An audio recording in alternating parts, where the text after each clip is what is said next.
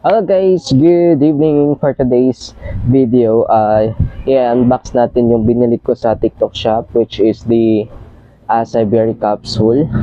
Nabili ko siya guys ng 407 for 2 bottles.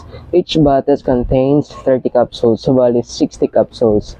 Besides sa capsules guys, meron din akong iniinom na Acai Berry na liquid na binili ni ate ko para sa akin.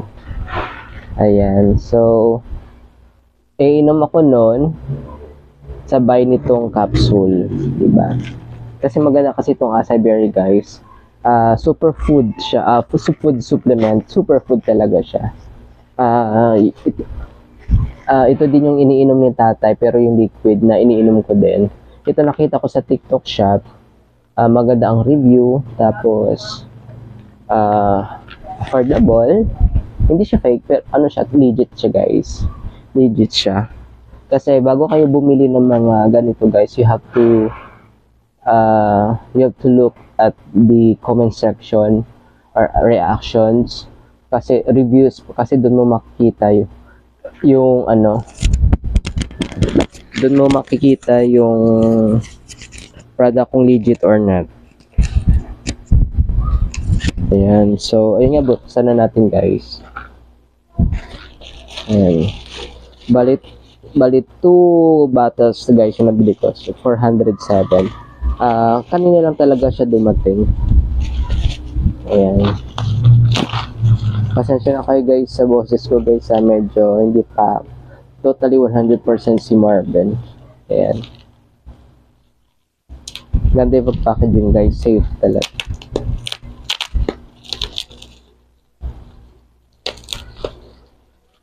Ayan.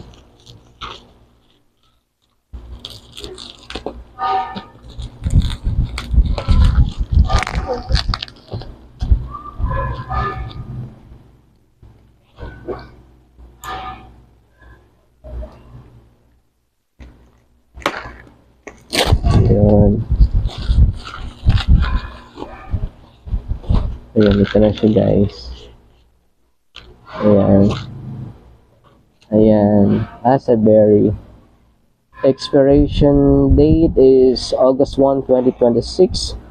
Suggested use, take 1 capsule daily or as advised by healthcare professional. Not recommended for children, lactating, and pregnant woman. Stores at temperature exceeding 30 degrees Celsius. So, calories by 1 capsule 50 recommended intake. Acai berry extract 650 milligrams. Ayan. So, ito na guys, tingnan natin.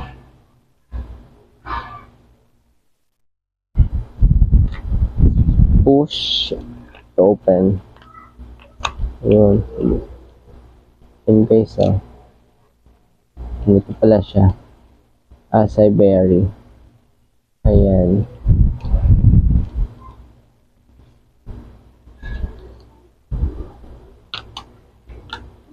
Ngayon, meron siyang ganito. Yun.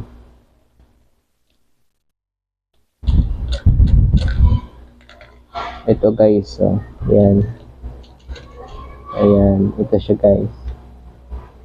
Ayan. So, 1 cups lang tayo. 1 cup. Ayan. Ganda guys, may ano siya. Push down and turn. Ganda. Mapagdala ka. Basta-basta ma-open. So, ayun nga guys. Ayan, bili na kayo nito guys. This is good for our health. It really makes you strong. And maganda, basta maganda yung benefits itong acai berry guys. Promise. Kasi ito yung nagpa-balik sigla sa tatay ko. Kaya, I decided to take this kasi nanghihina na ako. Hindi naman nanghihina. Medyo hindi na maganda yung ano ng katawan ko. Parang sinisingil na ako, kaya di ba kung kailan pa inano yung katawan mo sa mag-take ng mga gamot. Hindi siya gamot. Ayun, so ayun nga guys. Thank you for watching and Bili na kayo guys. Yan.